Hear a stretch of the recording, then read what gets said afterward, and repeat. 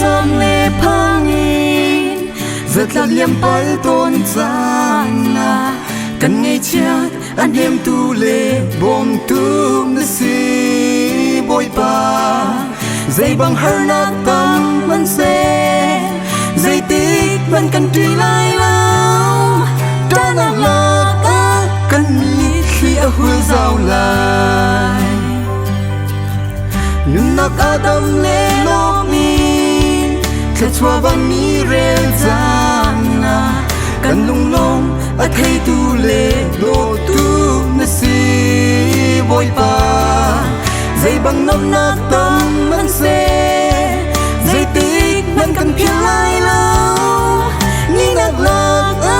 lông nạc bia cần chim tràn lại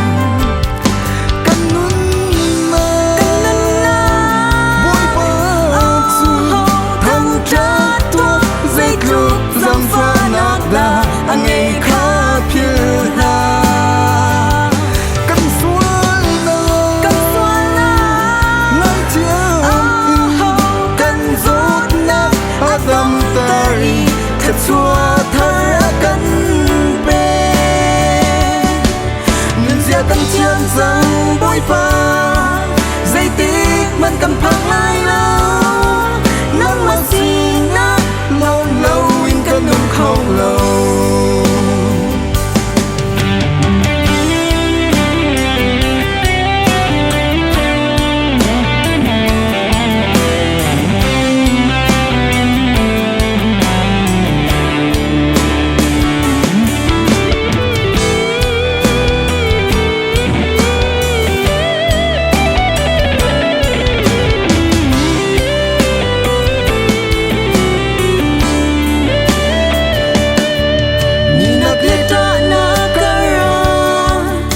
là thâu đúng cái giang na cần ngân lam ở suối tu lệ ục tu na si boy ba dây dòng cần dồn chuột quân xe dây tích mình cần dòng lai lao nắng mà xin na cần du na đặt linh boy ba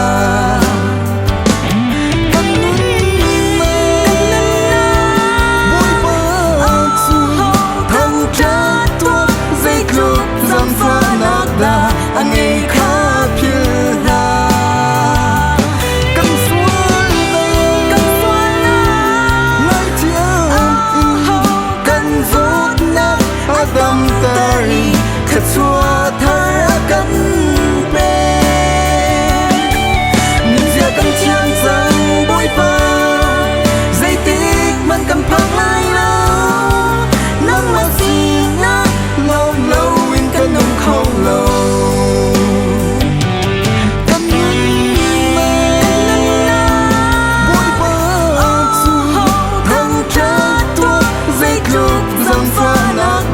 anh ấy khá phiền hà cần xuân na nói tiếng cần rốt nắp adam tari thật xua thar cần bê nhưng giờ cần chiên rằng bôi pha dây tích mình cầm phăng lại lâu nắng mà xin na lâu lâu in cần nồng không lâu